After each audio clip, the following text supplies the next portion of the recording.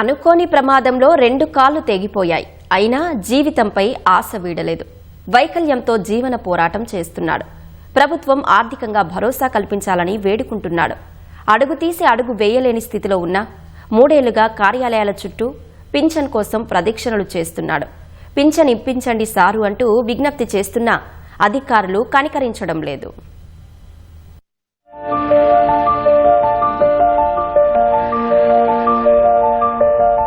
2 కాళ్లు లేకుండా జీవన పోరాటం చేస్తున్న ఈ వ్యక్తి పేరు మార్కండి శ్రీనివాసరావు. వయస్సు 53 ఏళ్లు. హైదరాబాద్ ఎర్రగడ్డలో నివాసముంటున్నాడు. 2018లో భార్య అనారోగ్యంతో మృతి చెందగా ప్రస్తుతం కుమారుడు కుమార్తె ఉన్నారు. శ్రీనివాసరావు గతంలో కంట్రీ క్లబ్ లో వెయిటర్ గా పనిచేసేవారు. నెలవారీ సంపాదనతో కుటుంబాన్ని పోషించుకునేవారు.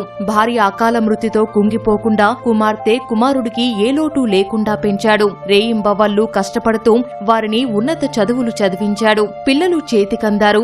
జీవితంలో స్థిరపడుతున్నాం అనే సమయంలో ఓ రైలు ప్రమాదం ఆయన జీవితాన్ని చిన్నాభిన్నం చేసింది.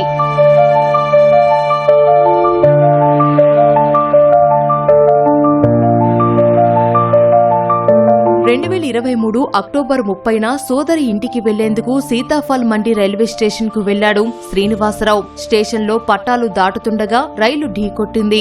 అనంతరం రైల్వే పోలీసులు ఆయన్ని గాంధీ ఆసుపత్రిలో చేర్పించారు. వైద్యులు తన ప్రాణాలను కాపాడినప్పటికీ తన 2 కాళ్లు కోల్పోయాడు. 2024 మార్చిలో ప్రభుత్వ వైద్యులు 98% వైకల్యముందని సదరం సర్టిఫికేట్ ఇచ్చారు. అన్ని పత్రాలతో అదే ఏడాది ప్రజాపాలన సభలో పింఛన్ కోసం దరఖాస్తు చేసిన ఇప్పటి వరకు మంజూరు కాలేదని వాపోయాడు. ప్రస్తుతం స్వచ్ఛంద సంస్థ అందించిన 3 చక్రాల వాహనంలో జీవనయానం సాగిస్తున్నాడు.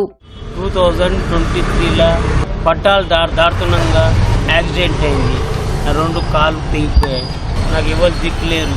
ఎప్పుడైతే హాస్పిటల్లో జాయిన్ అయ్యానో మా తమ్ముడు టాయిలెట్ బాత్రూమ్ అన్నీ తీసిండు. అన్న నా దగ్గర ఉండు, నేను చూసుకుంటున్నాడు.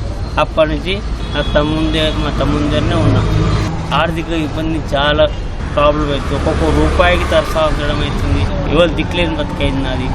నాకు దయచేసి పెన్షన్ అప్లై చేయరి. నాకు రేషన్ కార్డు లేని వల్ల అధికారులు ఆపేశారు. ప్రస్తుతం బేగంపేటలోని బ్రాహ్మణవాడలో సోదరుడి వద్ద ఉంటున్నారు శ్రీనివాసరావు. రోజంతా రైల్వే స్టేషన్ పక్కన ఉన్న చెప్పుల దుకాణంలో సోదరుడికి సాయంగా ఉంటూ పొట్ట నింపుకుంటున్నారు. ప్రమాదం జరిగినప్పటి నుంచి సోదరుడే ఈయన పోషణ బాధ్యతలు చూస్తున్నాడు. రేషన్ కార్డు లేకపోవడం వల్ల పింఛను రావడం లేదని తెలిపారు. రేషన్ కార్డు ఉంటేనే పింఛన్ మంజూరవుతుందని అధికారులు చెప్పినట్లు వెల్లడించారు. శ్రీనివాసరావు శారీరక పరిస్థితి చూసైనా పింఛన్ మంజూరు చేయాలని కోరుతున్నారు.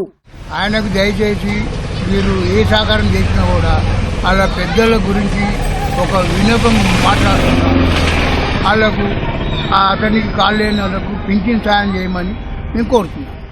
ఇప్పటికైనా అధికారులు స్పందించి మానవత్వంతో దివ్యాంగుడికి పింఛన్ మంజూరు చేయాలని స్థానికులు, స్వచ్ఛంద సంఘాల నాయకులు కోరుతున్నారు.